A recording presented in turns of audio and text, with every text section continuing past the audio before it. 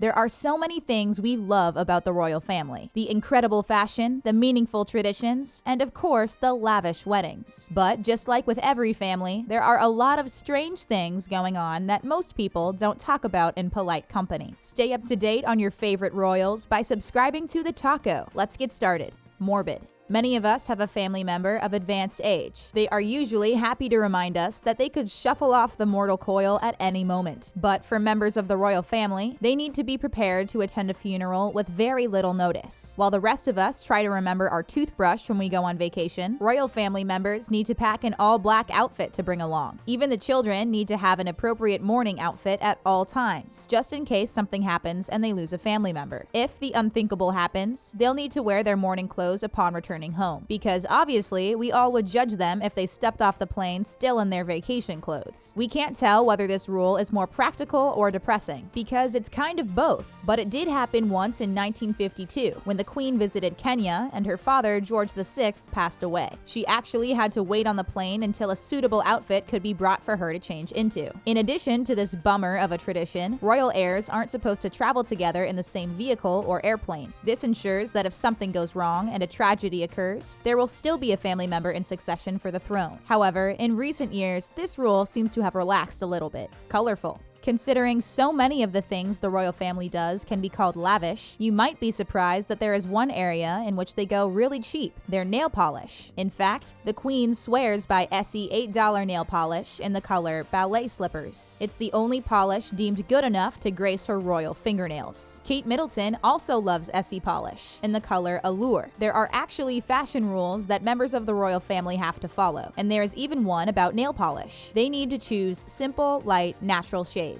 You won't see any of the royal women wearing bright red nails. However, when it comes to her clothing, that's where the Queen prefers to go bright. She's even remarked that if she went out wearing beige colors, nobody would recognize her. Somehow, we highly doubt that, but we do love her brightly colored outfits. Members of the royal family prefer to dress in vivid colors so they stand out in the crowd, which means their outfits have to be bright, but their nails must be muted. Strange rules, but whatever works, we suppose. Cake.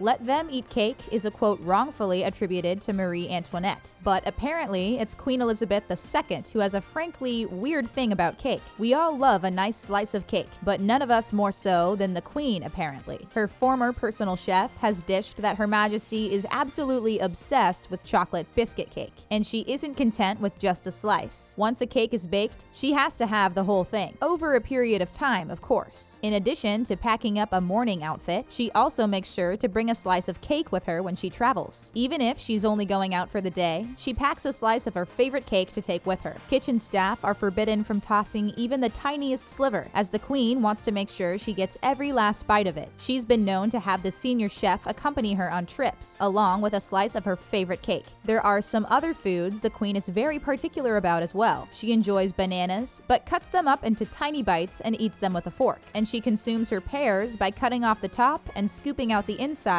with a spoon. Last name. Quick, what is Prince William's last name? Don't worry, it was a trick question, since the royal family doesn't have surnames. It's one of those things that seems obvious when you think about it, but most of us never noticed. So when Prince George registered for school, what did they write his name as? Well, technically, his family is of the House Mountbatten-Windsor, but they don't actually ever call themselves that. When Prince William and Prince Harry attended school, they went by the names William Wales and Harry Wales. The last name of a royal child comes from the title of his or her father, and their father, Charles, is the Prince of Wales. Because William is now the Duke of Cambridge, that is the last name that George uses at school, George Cambridge. And if you think that's confusing, we have bad news. That's only a brief history of the complex and strange history of royal surnames. In 1917, King George V decided that the official family surname would be Windsor, after Windsor Castle. But when Queen Elizabeth II married Prince Philip, she decided to give her offspring the name Mountbatten-Windsor. However, none of them use it because they don't have to. Instead, many favor their family's territorial designation. Drinks. If one of us commoners confess to having 4 alcoholic drinks per day, it might raise a few eyebrows. However, when the Queen does so, it just sounds so classy. According to former employees, the Queen enjoys a total of 4 cocktails throughout the day. Her first drink of the day is a mixture of gin and Dubonnet, which is a type of sweet wine-based aperitif. She has this with a slice of lemon and plenty of ice. This classy concoction is served to her shortly before she sits down to take her royal lunch. Then, along with her lunch, is when she will have her second drink of the day. For this cocktail, she enjoys a gin martini that's prepared on the dry side. And of course, no meal served to the Queen would be complete without a slice of her favorite chocolate cake, and a glass of wine to pair it with. She waits a while for her final glass of alcohol for the day. Before she heads to bed, she grabs a glass of champagne as a nightcap. Since the Queen is so particular about her food, it's no surprise that she's picky about her drinks as well. First names. We already discussed the strangeness of royal surnames, but even their first names are weird in many cases. Are you ready to have your mind blown? The lovable Prince Harry's first name is actually Henry. That's right, his full name is Henry Charles Albert David. So few people were aware of this that when his engagement announcement made its rounds, many people thought someone had made a royal mistake. But apparently, Harry is just a nickname that he earned in his childhood that just really stuck, which is especially strange considering that it's so similar to his actual first name. Apparently, the royal family has a history of nicknaming royal Henrys Harry, no matter how strange it may seem to us commoners. It seems that the lovely Meghan Markle will fit right in, since her name isn't actually Meghan. We're not joking about that either. Her real first name is Rachel. Her full name is Rachel Meghan Markle, but she prefers to go by her middle name. It's strange that these two would prefer to swap out their perfectly normal first names for other perfectly normal first names. Corgis. Having a relative who dotes a bit too much on their pets is something most families have to deal with. However, few have the resources to spoil their 4-legged friends the way that the Queen does. It's no secret that the Queen loves Corgis. She's had over 30 since becoming Queen in 1952. Her breed of choice is the Pembroke Welsh Corgi, and she clearly believes that they deserve a pampered lifestyle. She got her first Corgi when she was 18 years old and named the dog Susan. She was so precious to the Queen that she even accompanied her on her honeymoon with Prince Philip. At one point, she experienced a tumultuous time when her beloved dogs just couldn't get along with one another. The Queen consulted a dog psychologist. Yes, apparently those are a thing, who was thankfully able to tame the wild beasts. While servants feed the Queen, no one but Queen Elizabeth II herself can feed her precious pups, and they eat from silver trays instead of doggy bowls. Their menu changes so that the dogs get to enjoy a variety of different proteins, including beef, duck, and chicken. At times, the dogs were even treated to freshly caught rabbits, courtesy of the mighty hunters Prince William and Prince Harry.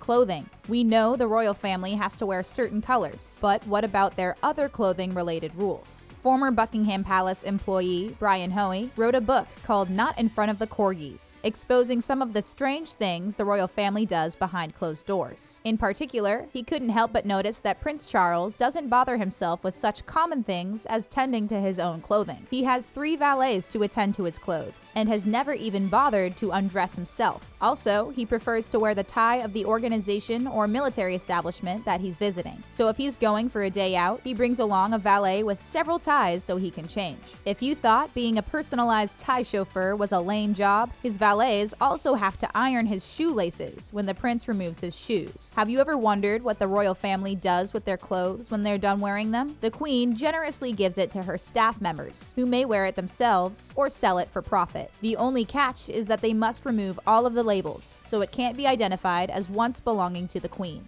Party planning. It's no secret the royal family loves entertaining guests, but they go to quite some lengths to please their company. In 2011, Barack and Michelle Obama visited Buckingham Palace, and saying the staff paid attention to detail was an understatement. Although the former president and his wife only stayed for 2 days, palace officials wanted to make sure they were as comfortable as possible. They even found out what type of toilet paper the Obamas preferred, taking into consideration thickness, consistency, and color. They also made sure to have their favorite flowers on hand, and learned how they like to have their beds made. The royal family also has their own rather bizarre party trick. There is a corner of the white drawing room at Buckingham Palace where there is a full-sized mirror. At parties, an employee stands by it, and when given a signal, he presses a button. As soon as it's pressed, the mirror swings open, revealing the royal family, who has just been standing there waiting for just the right time, because that's not at all creepy or weird. Apparently, the royal family just hangs out in the royal closet, pre-gaming with their favorite drinks until it's time to arrive fashionably late to their own party.